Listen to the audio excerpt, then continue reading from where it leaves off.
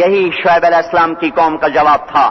پھر کہاں سے کھائیں, پھر کہاں سے کمائیں؟ تو چپ کر کے اپنے نفل پڑھا کر, اپنی اللہ اللہ کیا کر, ہمارے کاروبار میں دخل نہ کیا دیا کر. جیسے ہم نے آج اسلام کو کہا ہوا ہے, مسجد میں آئیں گے تجھے سلام کریں گے, نماز پڑھیں گے, جمعہ پڑھیں گے, پر تو ہمارے بازار میں نہ آنا, کہیں تو ہمیں جھوٹ سے روک دے, بددیانتی سے روک دے, سود سے روک دے, خیانت سے روک دے, تو ہماری تو تجارت ہی ٹھپ ہو جائے گی.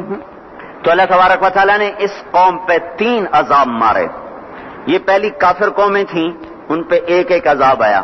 یہ کافر کے ساتھ بددیانت تھے, لوگوں کا حق بھی لوٹتے تھے, تو اللہ نے ان پہ 3 عذاب مارے.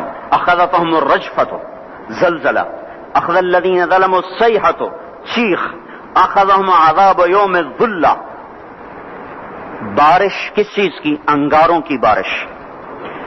ہماری جماعت شعیب علیہ السلام کے قوم کے علاقے میں گئی ہے. وہ اتنا ٹھنڈا علاقہ ہے کہ جب ہم وہاں سے گزرے تو اتنی برف پڑی ہوئی تھی, اتنی یعنی تقریباً 3 فٹ برف پڑی ہوئی تھی. ایسا ٹھنڈا علاقہ. اللہ نے ایک گرم ہوا بھیجی, وہ جھلس گئے, تڑپ گئے, آبلے پڑ گئے. تو اس کے بعد ایک قدم ہوا ٹھنڈی ہوئی تو سارے بھاگ کے باہر آئے کہ شکر ہے ٹھنڈی ہوا آئی. اوپر سے بادل آیا کہ شکر ہے بادل آیا. اس کا ساتھ ہی زمین میں زلزلہ آنا شروع ہوا, اور اس کے اوپر فرشتے کی چیخ آئی, اور اوپر وہ بادل کالا ایک دم سرخ ہو گیا. پھر اس میں سے ایک دم بڑے بڑے انگارے برسے, اور ساری شعیب علیہ السلام کی قوم کو اور مدین کی منڈی کو اللہ نے جلا کے راکھ کر دیا.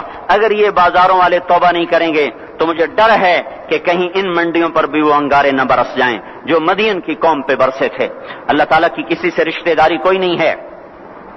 اور حضور پاک صلی اللہ علیہ وسلم نے بھی خود کہا کہ وَلَا يَبِيتَنَّ أُنَاسٌ مِّنْ أُمَّتِي عَلَىٰ أَشَرٍ وَبَطَرٍ وَلَهْوٍ وَلَعِبٍ فَيُصْبِحُوا قَدْ مُسِخُوا قِرَدَةً وَخَنَازِيرَ بِاسْتِحْلَالِهِمُ الْمَحَارِمِ وَأَكْلِهِمُ الرِّبَا وَشُرْبِهِمُ الْخُمُورِ وَاتِّخَاذِهِمُ الْقَيْنَاتِ وَقَطِيعَتِهِمُ الرَّحِمِ. ایک زمانہ آئے گا میری امت بڑی عیاش ہو جائے گی, بدمعاش ہو جائے گی, ناچ گانے کی رسیا ہو جائے گی, گانے بجانا ان کی گھٹی میں پڑ جائے گا.